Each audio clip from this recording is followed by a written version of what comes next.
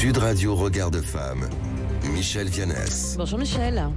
Bonjour Laurence. Alors ce matin, vous vouliez nous parler de la GPA, la gestation pour autrui, qui refait d'ailleurs surface dans les discussions politiques. Cet été, Gabriel Attal, après Clément Beaune en 2023, appelle une convention pour réfléchir à une possible légalisation d'une GPA éthique. Forcément, cette notion soulève des questions importantes sur l'exploitation des femmes et de la marchandisation des corps humains. Qu'est-ce que vous en pensez de cette histoire de GPA éthique ? Eh bien, Gabriel Attal, que nous avions connu mieux inspiré, relance l'idée d'une GPA éthique.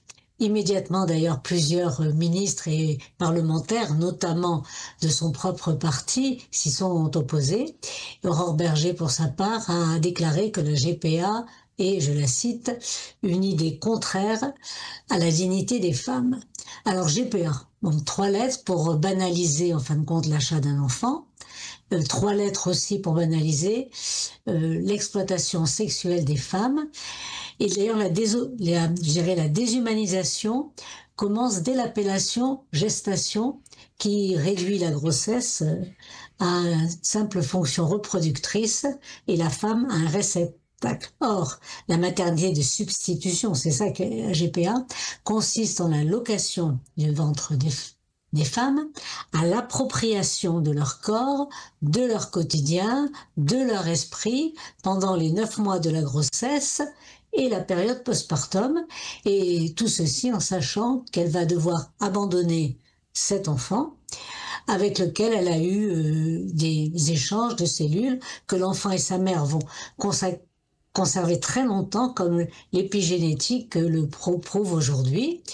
Et donc ce fameux commerce humain, parce que c'est pas autre chose, la maternité de substitution a évidemment des conséquences importantes à la fois sur la santé des femmes et de leur famille, il ne faut pas oublier, et aussi bien psychique que physique.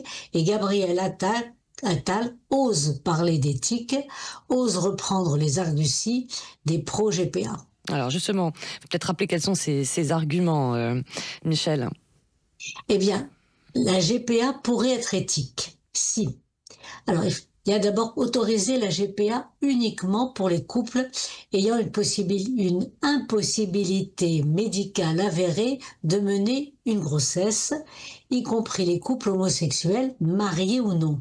Donc, ce qui signifie que tous les couples d'hommes. Et puis, ça s'arrête pas là. Le modèle éthique qu'il propose prévoit l'interdiction de rémunération, mais avec un défraiement des femmes qui porteraient un enfant pour d'autres, avançant même une somme forfaitaire de 15 000 €, et ceci à la charge de la collectivité. Oui, vous m'avez bien entendu. Laurence, c'est la collectivité, c'est-à-dire nous, les contribuables, qui financeraient la GPA. Alors, un rapport de l'ONU, s'appuyant sur plus d'une centaine de contributions de toutes les parties prenantes, vient également d'être publié. Alors, qu'est-ce que préconise ce rapport ? Alors, ce rapport, qui est dirigé par Rima Salem, qui est la rapporteuse spéciale de l'ONU sur toutes les violences faites aux femmes, sera présenté donc à l'Assemblée générale des Nations unies en octobre prochain.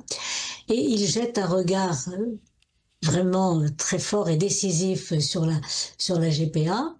Il l'assimile à une forme d'esclavage moderne, je cite les termes, et donc pour ce rapport, donc la GPA, et je cite encore, renforce les normes patriarcales en traitant le corps des femmes comme une marchandise avec une simple fonction reproductrice.